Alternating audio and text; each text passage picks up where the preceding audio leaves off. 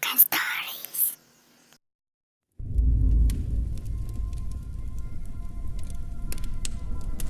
السلام عليكم. الاسم ديالي سيمو وخدام في سبيطار الحماق في برشيد. القصه اللي غادي نعاود ماشي ديالي. القصه هي قصه واحد الولد صغير عندنا مات هادي شهر. كان في العمر ديالو 23 سنه. كان مبدل على الناس اللي عندنا، ديما بوحدو، ما كيدويش، سكوتي بزاف. وقبل ما يموت بجوج سيمانات كان طلب كتاب وستيلو وعطيناهم ليه. الموت ديالو بقات لغز حيت مات شنق راسو. وانا خدام كيف ما ديما كندير الميناج للبيوت ديال الناس اللي هنا، غنلقى الكتاب اللي كنا عطيناه ليوسف قبل ما يموت وكتب فيه قصته كيفاش توصل لهنا، وهادشي اللي غادي يجي من بعد هي قصته كما لقيتها في المذكرات ديالو.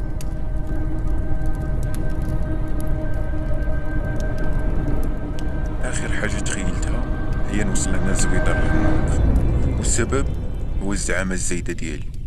هادشي بدا غير بالضحك، ونتمنى اللي غادي يلقى هاد الكتاب ما يعاودش الاخطاء ديالي.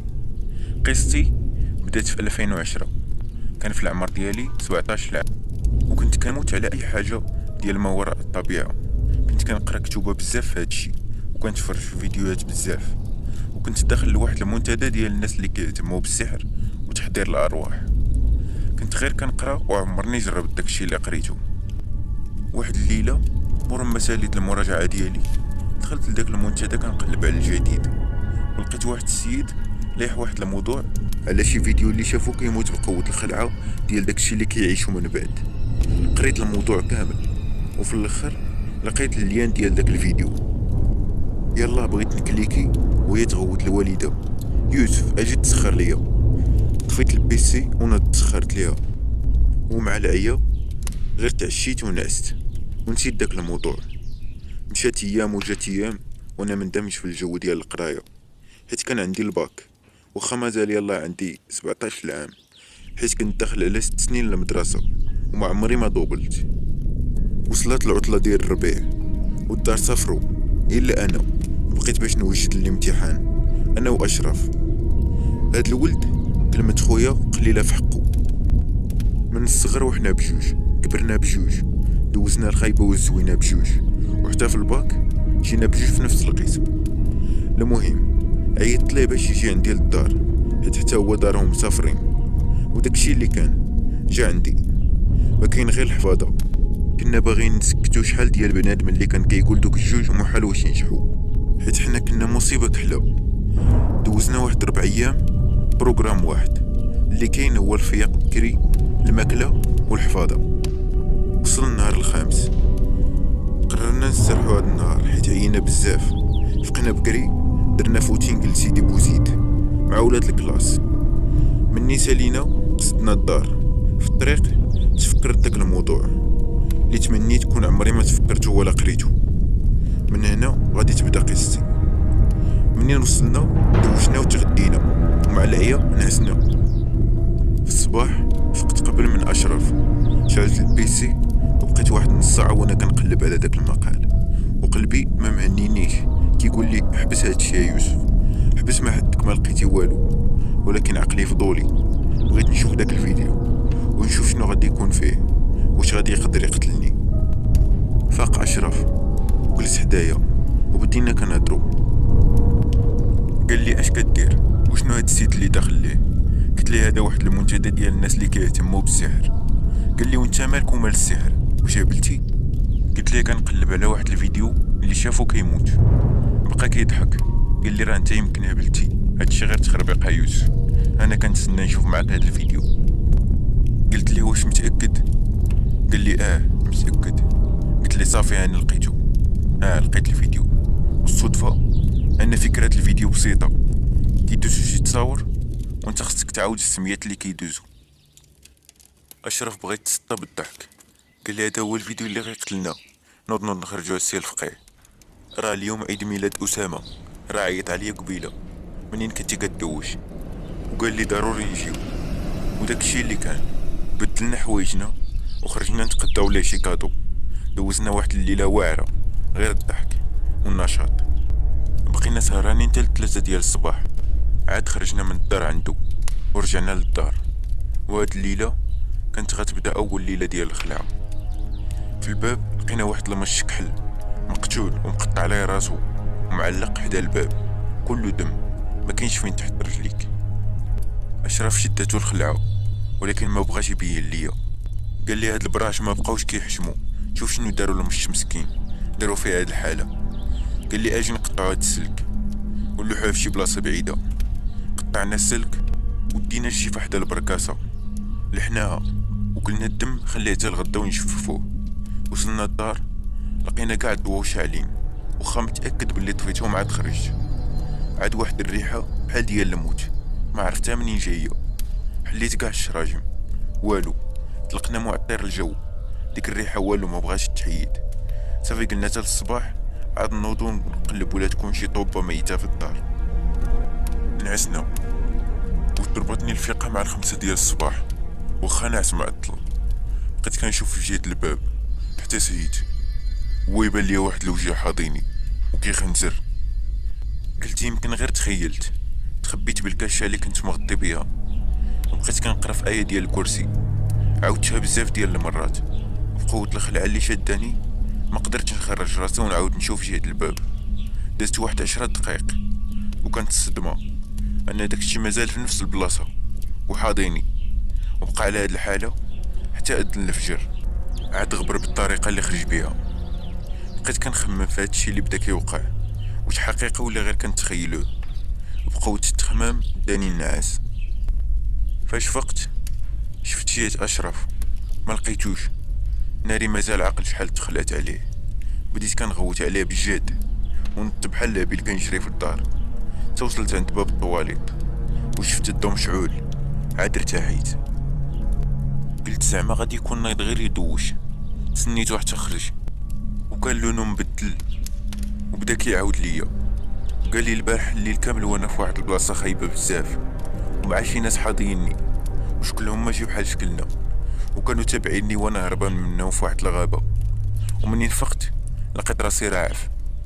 انا سمعت هدرتو ما بغيتش نزيد ليه، قلت ليه راه غير الخلعه ديال الباك، ما دير في بالك والو. كان داك النهار هو الاخر ليا مع اشرف، حيت الدار كانوا غيجيو داك اليوم. فطرنا سيقنا داك الدم اللي حدا الباب، اما الريحه اللي كانت ما بقاتش. اشرف جمع حوايجو ومشى، انا بقيت بوحدي في الدار. بغيت نعرف القصه ديال هذا الفيديو اللي بدا كيهبل فينا. جبدت البيسي ودخلت لجوجل، بديت كنقلب، غير درت سميتو وخرجوا لي بزاف ديال النتائج. ناري هنا عرفت بلي هذا الفيديو معروف، وداك الشيء اللي لقيت عليه زادني خلعة على الخلعة ديال الفيديو. هو فيديو ديال السحر الاسود، اخطر انواع السحر، ودوك السميات اللي كانوا فيه اسماء ملوك قبائل ديال الجن. وملي كتكرر دوك السميات كتحضرهم، وهذا النوع من النوع الكارهه للبشر.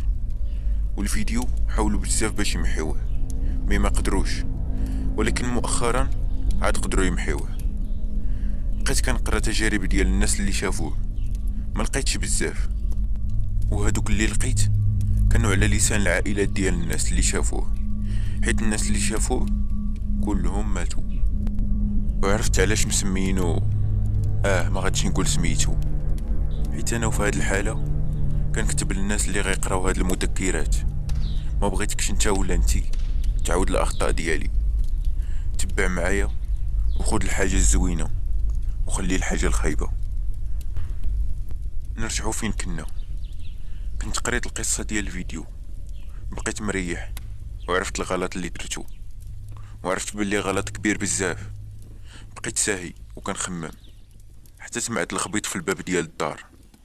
فاش طليت لقيتهم الدار واقفين حدا الباب، والوالد قال لي مالك واش كنتي ناعس؟ راه حنا ساعه وحنا واقفين هنايا. قلت لي راه غير كنت سد عليا البيت. الوالدين ما تقدرش تخبي عليهم والو، كيقراوك من وجهك. الوالده قالت لي مال وجهك مبدل يوسف، واش ما كاين باس؟ ما كرهتش نقول ليها كلشي ولكن ما بغيتش نبكيها. قلت ليها غير ستريس ديال الباك وصافي وهربت لبيتي، حيت كنت بقيت معاها كنت غادي نعاود ليها شنو كاين.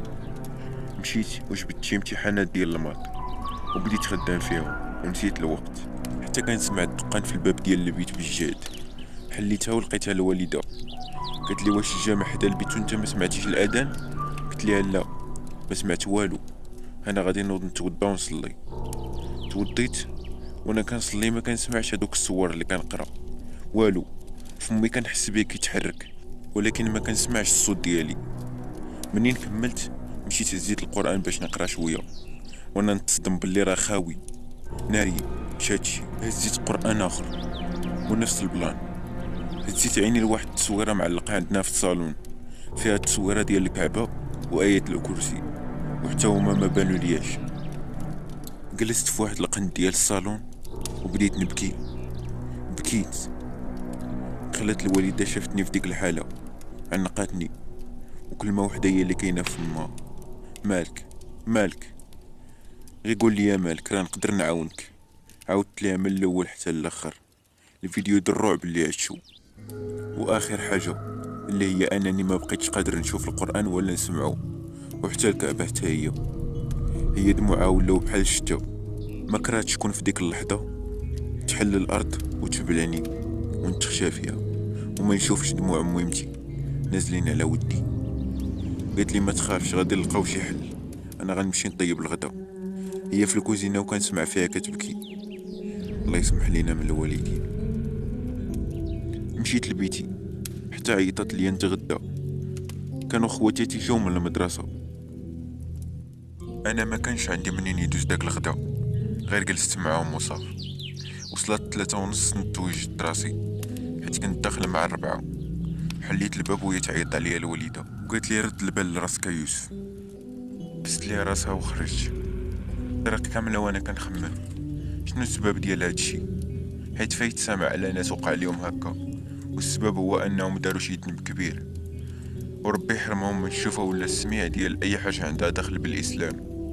انا عرفت شنو هو الذنب اللي درت. وصلت للليسي، كانوا عندنا جوج سوايع ديال لونجلي ونفس البلان، هي كتكتب وانا ما كنشوف والو. حتى وقعت واحد الحاجه في هاد الحصه اللي نساتني الهم ديالي انا. وانت كتسمع هادشي دابا خاصك تعرف بلي كاين شي حوايج ما كتشوفهمش كيسمعوا معاك. ما تخلعش، حيت الا بانت فيك الخلعه غادي تكون هذه هي الفرصه ديالهم، وغادي يبداو يوسوسوا ليك في عقلك. تبع معايا وما تخافش. كانت بقات نص ساعه ونخرجوا. مريح انا واشرف في اخر طويله. هنا كلشي عادي حتى بدا اشرف كيقول شي هضره ما مفهوماش وبدا كيغوت في القسم: خرجوا. كلشي دار عندنا وكيديروا دوك الشوفات ديال التعجب. كنسمع هذا مالو، واش مقرقب ولا شارب؟ بقى في ديك الحاله وانا شادو، حالتو غدا وكتصعب. ناض كيجري جهه الحيط وبقى كيخبط في راسو، واللي حاول يحبسو كيضربو. بقى كيخبط تسلي الدم. شاف فيا وقال لي دابا غادي يكونوا فرحانين بيا، بغاو الدم ها هو الدم. صافي وطاح وغيب. الاستاذه خرجت كتجري، قلتها للحراسه باش يعيطوا لي على الاسعاف. انا ما قدرتش نحبس دموعي، عنقت وبديت كنبكي حيت انا السبب في هادشي. بسببي انا نرجع في هاد الحاله، بسببي انا تفرج في داك الفيديو. ندمت ولكن ما بقى عندي ما ندير. هادشي خرج من بين يدي وانا كنبكي وكنتسنى الاسعاف تجي. شفت بنادم كيضحك عليه، بنادم بقى فيه. سمعت هدرتهم هما كيقولوا شفتو الشراب والقرقه وشنو كيدير. بنادم ديما كيهضر وهو ما عارف والو. الله يهدي ما خلق. مور نص ساعه جا الاسعاف السريع ديالنا. نص ساعه راه كيموت فيها بنادم. المهم ماشي موضوعنا هذا. جاو هزوه، ركبت معاهم توصلنا للسبيطار وعيطت لدارهم. اودي داك السبيطار تا هو الا ما كانتش عندك المعرفه غيخليوك تموت. داوه نشروه في واحد البيت فيه غير الشمكريه، يحسب ليهم واكل شي حاجه ومغيب. انا نوضتها على بنادم بالمزيان، بديت كنخبط في الباب وكنغوت حتى جابوا لي الطبيب. جريتو قلت ليه هاد السيد غتخليوه يموت؟ بديت دير خدمتك ولا خرج بحالك.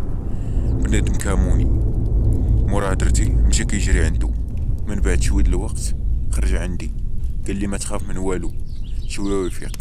ديك الجرحه اللي في راسو راه غير سطحيه ما غدير ليه والو. صافي ومشى. خرجت عند الباب تسنيت دارهم حتى جاو، وريتهم البلاصه فين كاين ومشيت بحالي. ما بغيتوش يشوفني فاش يفيق حيت انا سبابو في هاد الحاله. شديت الطريق للدار وراسي غيطرطق بالصداع. غير وصلت قالت لي الوالده غنمشيو عند واحد المراه عندها مع هادشي وغتقدر تداويك. قلت لها راني عيان، خليتها لمره اخرى. قالت لي زيد ولا غنسخط عليك. انا غير سمعت السخط درت راسي وخرجت معاها. بقينا شادين الطريق حتى وصلنا لواحد البلاصه سميتها درب الحجار، واحد الحي شعبي في المدينه ديالنا. غير هزيت عيني عرفت الدار اللي جايين قاصدينها. جات في واحد القنت خاوي والعيالات شادين النوبه ديالهم، كل وحده شنو جايه دير. دخلنا وشدينا النوبه وانا هو الولد الوحيد تما. الاغلبيه ديال العيالات جايين لهدف واحد هو يشدو الرجال ديالهم الله يسمح ليهم. سولت الوالده فين كتعرفي هاد المراه، قالت لي غير نعتوها ليا شي عيالات وصافي. بقينا كنتسناو في النوبه حتى جات واحد المراه قالت لي نوض دخل، الشريفه كتسنى فيك. دخلت وضربتني ريحه البخور، ضربتني من البعد. كنحاول نشوف هاد الشريفه كي دايره، كنتحرك بشويه بشويه حتى بانت ليا تكون في عمرها شي 50 عام، مريحه في واحد القنت ومدوره بها الهيدورات والمجامر والريوس ديال تعال في الجنب ديالها. غير هاد لما نضرب وحدو يقطع فيك النفس. قالت لي زيد يوسف. يلا بغيت نقول لها باش عرفتي سميتي وهي تجاوب بحال الا كتقراني. قالت لي هذاك اللي عند الباب. قالت للوالده عرفتكم علاش جايين، ولدك راه حضر شي حاجه كبيره بزاف ولكن غادي نحاولوا نبعدو عليه. قالت لي قرب. دارت يديها فوق راسي وبدات كتعاود في شي هضره ما مفهوماش. بقات هكا شي 10 دقائق وانا ما حاسس بوالو عادي، حتى لواحد اللحظه حسيت باللي تزاد علينا شي واحد وقال لي فودني هادي ما غاديش تفيدك بوالو، تفرج. غير قال هاد الكلمه وهي تنوض هاد الشريفه بدات كتغوت بحال الهبيله وخرجت كتجري برا. هربات حيت داكشي اللي بغات تلعب معاه كبر منها بزاف. قلت للوالده نوضي يلا راه غادي يقتلوها وغنمشيو للحبس. خرجنا ورجعنا للدار. الوالده مازال فيها الصدمه في عينيها، مازال فيها الصدمه من داكشي اللي شافت، وانا ما قلت حتى كلمه حيت ما فهم والو. وحتى داك الصوت اللي سمعته ما عرفتش شكون مولاه. قوة التخمام اداني النعاس. جا الصباح مشيت للمدرسة وفي العشية كنت ناوي نمشي عند أشرف للدار. وصلت 12 خرجنا وفاش رجعت للدار غير حلات لي الوالدة وهي تصدمني بواحد الأخبار. قالت لي بلي السيدة اللي كنا عندنا البارح تحرقت دارها في الليل ومات.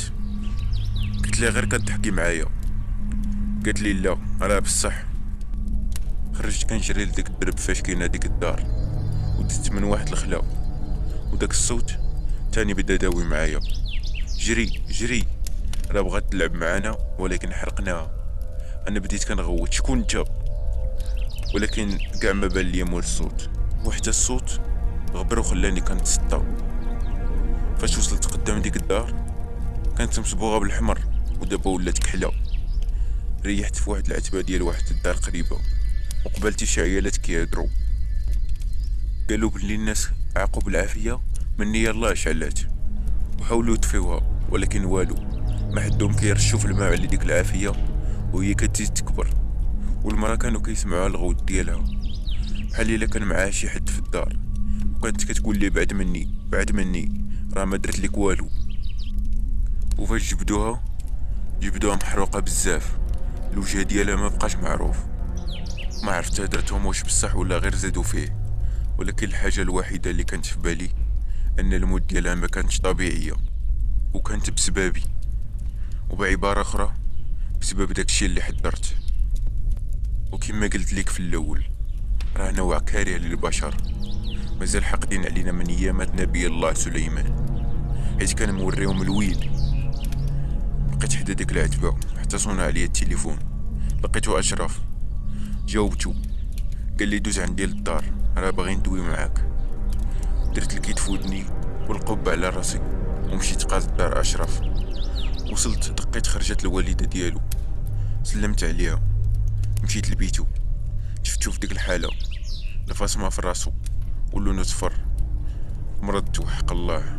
ومع هادشي اللي عشتو في ديك 24 ساعة حسيت براسي مخنوق. هو غير شافني ونضع عنقني وبدا كيبكي. فاش قلبو عليا عاد بدينا داويين. قال لي عاود لي شنو وقع البارح. قلت ليه صافي نسى صاحبي، المهم هو انك بخير. قال لي لا غير عاود لي، راه اليوم حلمت بشي حاجه وراني غنهبل. قلت ليه المهم البارح بديتي داوي بشي لغه ما مفهوماش، بديتي كتغوت وانت مشيتي للحيط وبديتي كضرب في راسك حتى غيبتي. قلت ليه باش حلمتي؟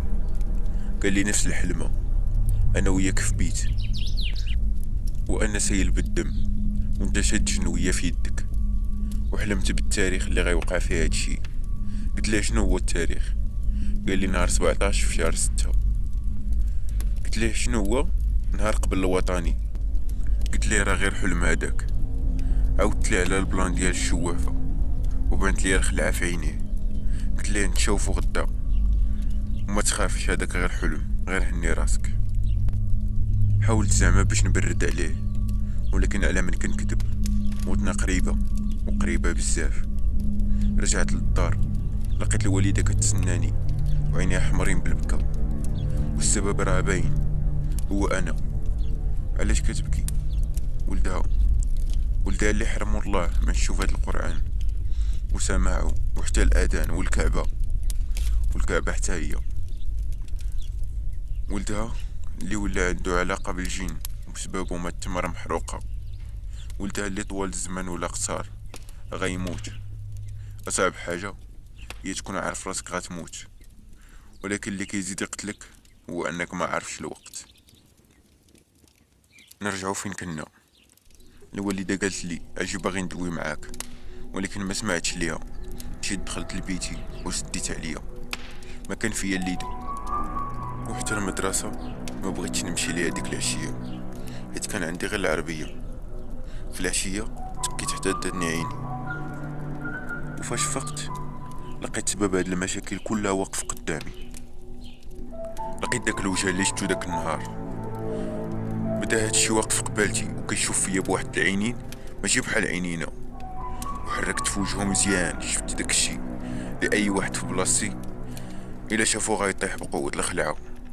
شفت وجه الجن، هو بقى غير ساكت، كان كيدير فيا دوك الشوفات باش غير يزيد يركب فيا الرعب.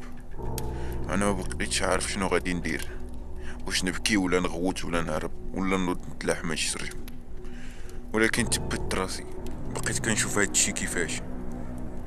واحد شويه بدا جاي لجهتي حتى وصل لبلاصه فين كنت ناعس، بدا داوي بواحد الصوت فيتسامعو. البارحه عند الشوافه كانت فكره وحده اللي كدور ليا في راسي، وهي الموت. بدا داوي معايا، انت شكون كتسحب راسك؟ واش حنا ما غاديش نتهناو منكم؟ واش من نهار تخلقتو نتوما خالقين لينا المشاكل؟ هبطونا نعيشو تحت وعشنا الويل مع سليمان. كتضحكوني يا بني ادم، كتعرفوا الحاجه فيها المضره ليكم وكتمشيو تجريو ليها. والله حتى كتضحكوني. قال لي كنت معاه من نهار قريت الموضوع، وكنت كنتسناك غير تشوف الفيديو وتذكر سميتي. انت دابا بين يديا واخرتها الموت، طوال الزمن ولا قصار. مور هدرتو تبنجت وبقاو غير عينيا اللي كيتحركوا. كنشوف فيه غادي جهة الباب وخرج منه بلا ما يتحل، وخلاني في ديك الحاله مشلل كامري ولساني ما قدش يغوت. بداو عينيا كيطفاو بشويه بشويه حتى صافي غيبت. فاش فقت لقيت الوالده والوالد حدايا في الجهه اليمين وخواتاتي في الجهه اليسر، وواحد الراجل حدايا ما كنعرفوش. كيبان ليا كيحرك فمو، عرفتو كيقرا القران ولكن ما كنقدرش نسمعو. منين كان بين يدي كنت هاجرو، ودابا وليت باغي غير نسمع كلمه منه. ما درتهاش غير هكاك. تفكروا شويه داك الكتاب اللي هاجرينو. شفت في الوالده لقيت عينيها حمرين بالبكا، والوالد حتى هو عرفتها عاودت ليه. بغيت نوض ولكن جنابي ضرني وعطيني الصداع. شفت قال لي داك السيد غير خليك هكاك راك عيان وانا تخرج. هو الوالد كنت عارف شنو بغا يقول ليه باللي ولدك راه ولا بيل وكيشوف جنون. انا ما مسوقش، قلت لخواتي يخرجوا وداك الشيء اللي كان. قلت للوالده بقاي بوحدك، بغيت ندوي معاك. بقيت انا وياها وبدينا داويين. قلت لها شنو وقع؟ قالت لي البارح بغيت نسخرك ودخلت ولقيتك مغيب. قلت لها البارح؟ واش من البارح وانا في هذه الحاله؟ قلت لي من العشيه ديال البارح. قلت لها صافي يا الوالد خليني بوحدي. باش حاسو انت كتسمع في هادشي؟ مخلوع ولا بقيت فيك ولا كرهتيني؟ هادشي عندي بحال. المهم هو نكمل لي قصتي، حيت هما واقفين حدايا دابا وكيقولوا لي راه جات نوبتك. ولكن انا خديت نهار واحد زايد باش نكمل لي قصتي. مهم مورا ما خرجت الوالده عيطت لاشرف، ما جاوبنيش. حاولت مره جوج ثلاثه والو. نسيت حالتي انا وتشطنت عليه. هو بداك الجهد اللي فيا نتقاس دارهم، ولكن ما خلانيش الوالد. داكشي اللي كان هذاك النهار داز مزيان، كلشي غادي عادي. نعس هاد الليله بلا مشاكل الحمد لله. وصل الصباح نط لبست وقصدت الليسي. كان عندنا الماط داك الصباح. انا خاطري هربات ليا من القرايه، جيت غير على قبل الاشراف. تسنيت حدا باب القسم ما جاش، ودخلت شديت ليه بلاصتو هدايا. من بعد دخل الاستاذ وبدا الشرح ديالو، واشرف مازال ما جاش. حتى دازت 10 دقائق عاد دخل خنزر فيا ومشى اللور. بقيت انا ما فهمت والو، ما فهمتش علاش دار هادشي. دازت الحصه عندي ثقيله. غير وصلت العشرة مشيت عنده. فاش سولتو مالك خنزر فيا وما داهاش فيا وقلب وجهو. مشى، انا تبعتو كنسول فيه مالك. هو يدور عندي حمر فيا عيني وبدا جاي قصدني. وصل عندي وشنق عليا، وكان بنادم كله كيتعجب حيت عمرهم شافونا مشانقين. ديما كانوا كيشوفونا ضاحكين وخالقين السعاده، ولكن دابا هاد المحبه تقلبات. وبلا ما نعرف السبب سولتو شنو كاين، قال لي بلي وصاو باش يبعد مني. بدا كيعاود في جوج كلمات لا غير، اليوم غنبداو. وطلق مني ومشى في حالو واخا كان مازال عندنا جوج سوايع ديال العربيه. بنادم جا كيجري عندي كيسولني مالك انت وصاحبك. انا ما تسوقتش ليهم، قلت لهم والو ومشيت للقسم. في القسم بقيت ساهي ما مسوقش، بالي مع اشرف. ما عرفتش الوقت اللي ريح حدايا الاستاذ وفيقني من التخمام، وقال لي ولدي كتبان ليا مهموم بحال الا هاز جبال فوق كتافك. عاود ليا راه نقدر نعاونك. ضحكت قلت له والله عمي ما عندك ما دير، هادشي اللي عندك كبر مني ومنك وكبر من داكشي اللي كتصور. قال لي ربي كبير وما كاينساش العباد ديالو وناض من حدايا. انا من داك النوع اللي عنده الحاسه السادسه، ما كانش خاطري مهنيني غتوقع شي حاجه خايبه. وداك النهار حسيت بشي حاجه غادي توقع. وصلت 12 بالسربه، انا ما بقاش عندي الاحساس بالوقت. خرجت قعدت دارنا. غير وصلت لقيت الوالد كيتسناني، كان باغي يدوي معايا ويفهم مني هادشي اللي واقع. واخا الوالده انا مأكد بلي قلت لي كلشي. منين دخلت قال لي تبعني للصالون. شفت في الوالده وهي تحضر راسها، عرفت بلي القضيه صعيبه. دخلت عنده وبدا كيهضر معايا. قال لي اش داكشي اللي قالت لي امك؟ واش انت مسطي؟ واش انا معول عليك وانت متبع لي هادشي ديال الجنون؟ يلا دابا شنو غادي ندير؟ قلت لها ما كاين ما يدار، جوج حوايج، اما غادي نتصدى ولا نهبل. خرجت في حالي وخليته. اصلا العلاقه ديالي انا والوالد سطحيه، حدنا الهضره في القرايه والخدمه، حيت ديما كنت في الصيف كنمشي عنده باش نعاونو. قالت لي الوالده اجي تغدى، قلت لها والله ما عنده منين يدوز غير بالصحه، ومشيت لبيتي. وسديت عليا. الوالده مسكينه خاطرها ما عندهاش جابت لي غدايا حتى للبيت. الحاجه الوحيده اللي قهرتني في خاطري هي الوالده. كانت كتشوف فيا كلشي عندها، مازال عقل مني كنت صغير.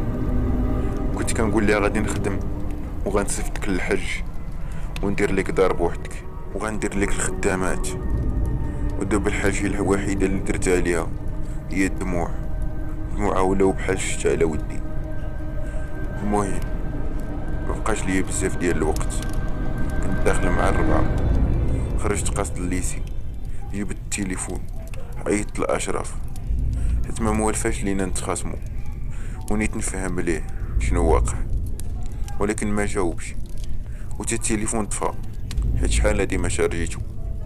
وصلت قدام باب الليسي ما كندوي مع تا واحد. الحاجه الوحيده اللي في بالي هي نشوف عشيري. تسنيت ولكن ما جاش، تسنيت في القسم ولكن ما جاش.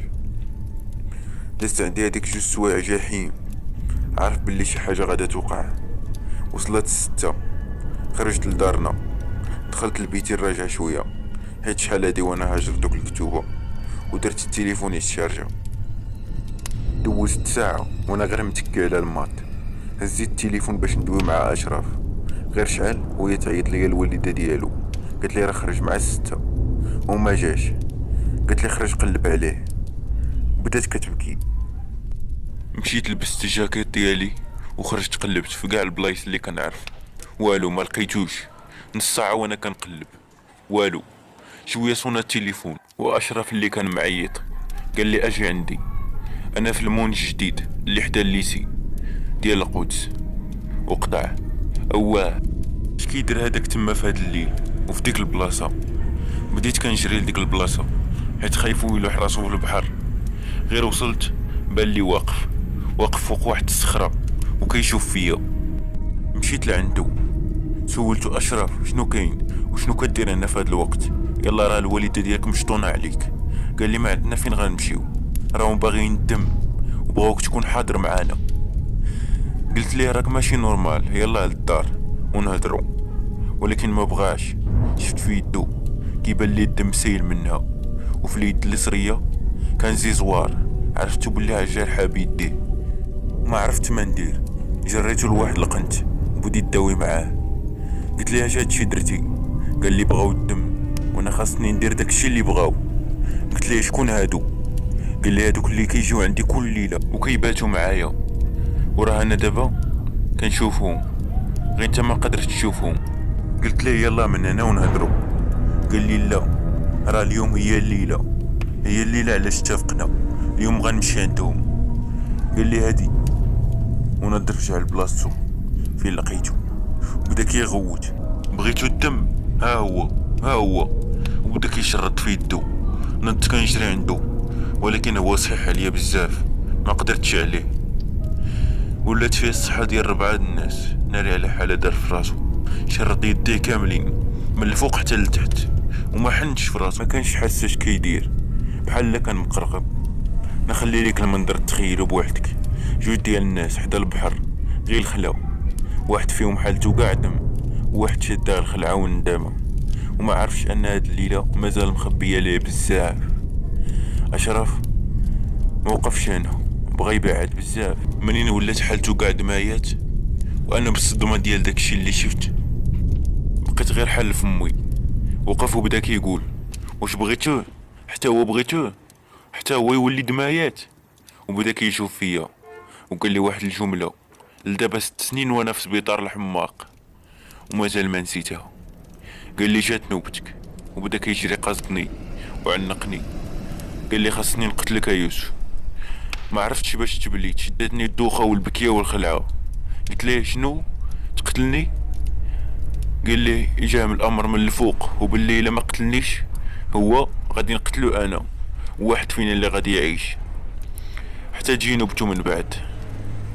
بقيت ملهي بالهدره وصفت ميساج لدارهم وقلت لهم حنا فين، وبقيت كنحاول نطول معاه الهدره باش نربح شويه د الوقت. قلت ليه هون عليك تقتل صاحبك. قال لي انت اللي وصلتيني لهاد الحاله، بسببك وليت هكا، بسببك وليت مع 10 جنون وكنشوفهم قدامي وكندوي معاهم.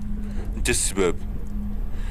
قلت ليه غنلقاو الحل، غير لوح داك الزيزوار اللي في يديك ويكون خير.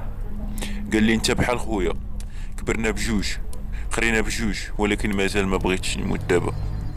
وهما راهم بغاوك انت، وها هما قدامي وكيقولوا لي خاصك تموت وقجني.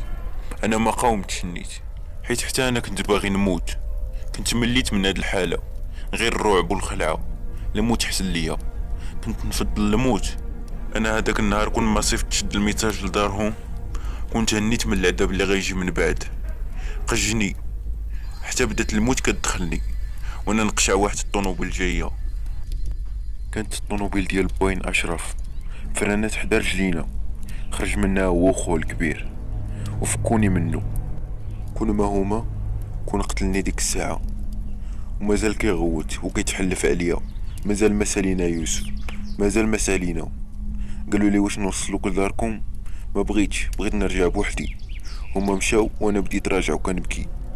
كنبكي حيت اليوم فقدت خويا. كان خويا غادي يقتلني، ماشي صاحبي، خويا اشرف. ما كانش شي صاحب عادي. دوزنا صغرنا والمراهقه ديالنا بجوج، ضحكنا بجوج، بكينا بجوج، واليوم حاول يقتلني. رجعت لدارنا ونسيت راني عامر دم. غير شفتني الوالده تبدلو فيها اللون بالخلعه، يحسب لي قتل شي واحد. مشيت دوشت وبدلت حوايجي وحاولت ننعس، ولكن بلا نتيجه، حيت حاس بالذنب. خرجت لخويا على مستقبله، على حياته، بسبب ضاع ليه مستقبله. عيني ما تغمضاتش ديك الليله حتى الصباح. نضت بكري، خرجت من الدار وقصدت الليسي. بقيت واقف حدا الباب غير بوحدي، وملي عمرات الدنيا بنادم كنشوف كلشي حاضيني وكيدوي عليا. ما فهمت والو. مشيت قاصد واحد الجماعه نسولهم وهما يصدموني. لقيتهم وصلتهم الخبر ديال اشرف. شي واحد ساكن حداه شافو منين كان خوه با جايبينو للدار وهو في ديك الحاله. نقز واحد خونا من هذيك الجماعه، قال لي داك الهبيل ديال صاحبك مالو. غير خرج ديك الكلمه ديال الهبيل، غير خرجها من فمو وانا نشنق عليه. قجيتو مزيان وتجمع عليا بنادم. شويه هو يرجع داك الصوت عاوتاني كيهضر ليا في ودني وكيقول لي قتلو راه عايرك، قتلو. الولد عينيه خرجو. عاد انا فقت من ديك الحاله، ديال العصاب اللي كنت فيها وطلقت منه. قلت لبنادم يفرت كل جوقه، ومشيت للجريده ديال الليسي وكنشوف بنادم كيدير فيا دوك الشوفات ديال التعجب، والبنات كيوشوشو. يوسف هو صاحبو راهم هبلو. اودي بنادم غير كيدوي، ما عرفش بنادم شنو واقع ليه ولا الظروف اللي وصلته لهاد الحاله. دخلنا للقسم، كان عندنا سيونس. كلشي مبعد مني، خلاوني مريح في الصف غير بوحدي. ما عرفتش علاش، واش خايفين مني ولا غير شقات ليهم. اصلا انا ما عنديش مع بنادم بزاف، كان عندي غير واحد. دابا راه خسرتو، ما بقيتش مسوق للناس. دازت ديك ساعتين وخرجنا. قصدت الدار، ما عاود مع حتى شي واحد، ودخلت لبيتي. عيطت على الوليده ديال اشرف، سولتها عليه. قلت لي راه ديناه للسبيطار، خيطنا ليه يديه ومع كيغوت بشي هضره ما مفهوماش. دينا عند واحد الطبيب ديال الحماق وعطاه شي دواء. قال لينا بلي من الاحسن ليه يبقى غير في الدار وما يخرجش. كنسمع صوت البكا ديالها في التليفون، وقلت لي الله يدير الخير. وهنا سالت حياة اشرف العاديه، حيت هبل ولا كيهرب ليهم من الدار، وكل ليله كيمشيو يجيبوه من المون، وديما مشرط يديه. وهادشي بسبب يوسف اللي كان عايش حياة عادية بحال اي واحد طبيعي، وبسبب قلة العقل ديالو ضيع حياة اقرب واحد ليه، خوه وصاحبو. وهادشي مازال ما سالاش. الوطني بدا كيقرب بشويه بشويه، وانا غير داير الخاطر للدار وصافي. مرة كنراجع شويه، وفي هاد الشهر حالتي زادت تصعبت. وليت كنطيح بزاف، وليت كنخاف من الملحه، ما عرفتش علاش. وكل ليله كنشوف نفس الحلم، كنشوف راسي كنقتل في اشراف. ما تعجبش، نفس الحلم اللي كان كيشوفه هو وليت كنشوفه انا.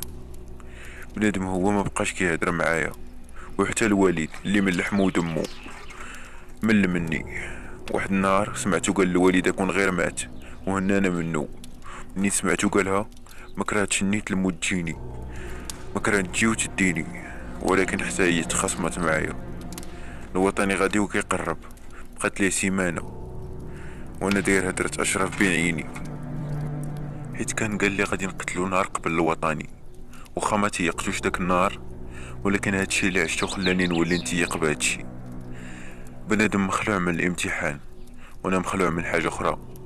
السيمانة ولات 3 ايام، و3 ايام ولات يومين، وصل النهار قبل الوطني وحاس بلي شي حاجة غتوقع. هداك النهار وصلونا باش منحلو حتى كتاب، باش ما تفلاشاش وتنسى كلشي.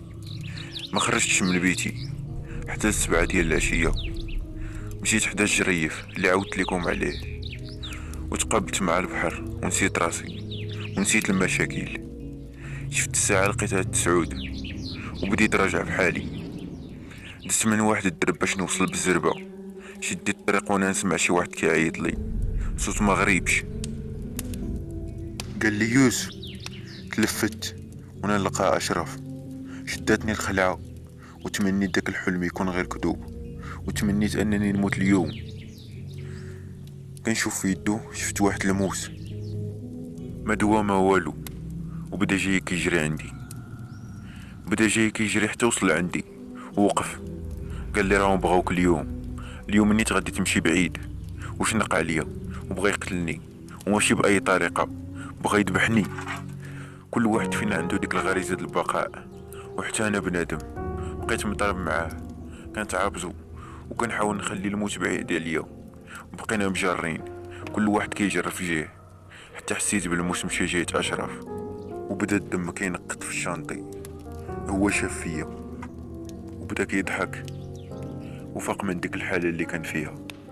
قال لي قلتها لك، قلت لك راه غادي تقتلني اليوم، تيقتي دابا انا بقى الموس في يدي. لحتو ومشيت كنجري عنده، عنقتو وبديت كنبكي وكنقول ليه اسمح لي، انا السبب في هادشي، انا اللي هبلتك وانا اللي دابا قتلتك. هو الكلمه اللي على فمو هانيه انت خويا، وصوتو بشويه غادي وكيهبط. واخر حاجه قالها ليا هي تهلا في الوالده، ومن بعد طاح من بين يديا. عرفتو مات خويا اللي ماشي من امي، خويا اللي كان كيدافع عليا، خويا اللي كنا متفقين انا وياه على شحال من حاجه.